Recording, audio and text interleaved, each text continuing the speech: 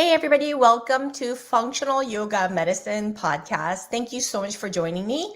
And I just want to say, if you haven't done so, please subscribe to our channel or our podcast. It's Functional Yoga Medicine. You can listen to it anywhere podcasts are played, including Spotify, iTunes, and Google Play, I believe, and everywhere else where there's podcast players. With that being said, I want to today talk about why the medical system is failing. This is really close to my heart because I personally had the experience being in the medical system as a patient as well as a practitioner. And I used to believe that the conventional medical system really offered the best outcome for all individuals. It was highly respected. It was something that I really thought was the best way. And at that time, I was into health and wellness before being diagnosed with autoimmunity. And so I thought being a healthcare practitioner meant everything, didn't really think about the downfalls or any other things that comes with the medical system. But today, I feel very differently about the conventional medical system and its bureaucratic system that fails to address the patient as a whole being. I feel it's the best solution for acute clinical cases or emergency medicine where medical intervention is absolutely necessary and time is of essence. But for chronic inflammatory illness, such like the one I have, which is a chronic inflammatory illness, kind of stemming from autoimmunity, it makes up most of the patient base who are sick in the medical system. You must have a different perspective in order to truly heal from your disease. So there are three fundamental flaws to conventional medicine. Number one is conventional medicine's main aim is to address the symptoms of disease versus a cure. It is overly specialized is the second flaw. And then the third flaw is that it's highly dependent on third-party insurance payers versus skilled physicians to make clinical decisions, which I think is fundamentally wrong. So the first flaw is that conventional medicine's aim isn't to cure you, it's to treat your disease by addressing the symptoms. More specifically, it provides a Band-Aid approach to your illness or disease by putting you on a medication for a specific symptom, only to deal with side effects of the meds to address with yet another medication, thereby perpetuating your disease. So I think people get really confused with the doctors and look to the doctors for health questions when in fact you should be asking the doctors when something's wrong. They know a lot about disease, but they themselves are not trained in wellness and health at all. So I think you need to really make a clear distinction. There's no win when placed on medications also long-term, as there is irreversible consequences in the body, and that's their focus. So years ago, for example, I had an episode of diverticulitis, which caused me to seek care of a GI doctor, gastrointestinal doctor. I was given antibiotics and recommended to get colonoscopy. I was not given an option to change my diet or take natural remedies to balance my gut. I was simply given toxic meds, and when all was clear with colonoscopy, I was discharged with no follow-up. Second flaw is that it's highly specialized. For every system or organ in the body, there's specialists for that. The problem is that one specialist does not necessarily communicate with one another. For example, during my lupus flare, I was being managed by a rheumatologist, nephrologist, and a hematologist.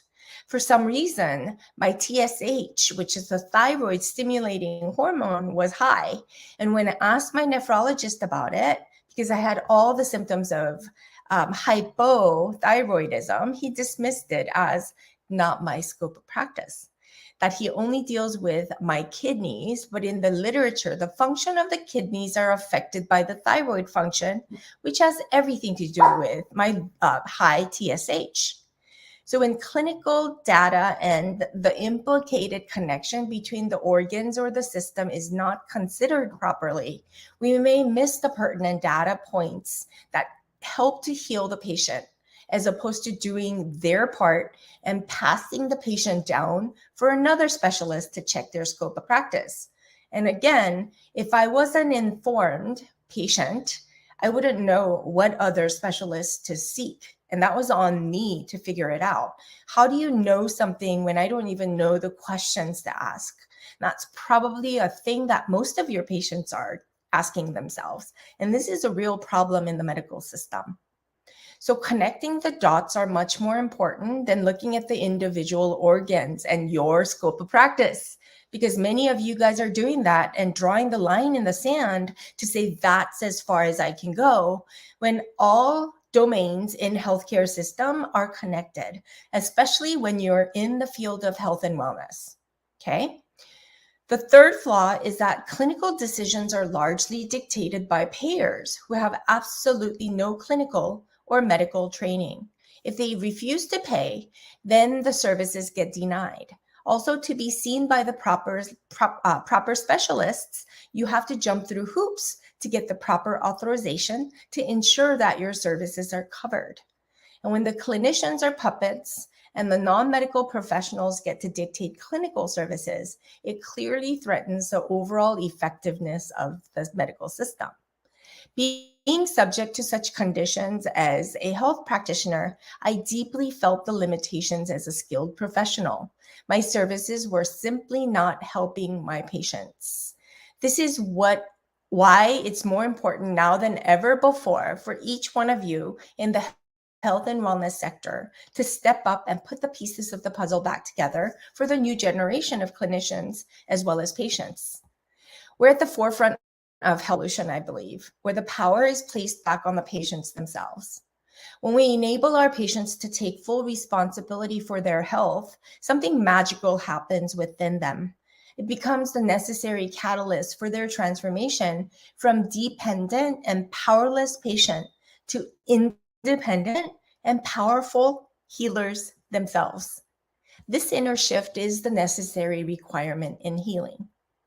And scientific research is validating the power of our body and mind to heal. And our brain has the full spectrum pharmacy that our body needs to heal itself. No longer is the body subject to healing by trained professionals. Patients themselves are equipped to heal themselves. And as practitioners, our role is to facilitate and mentor this process for them.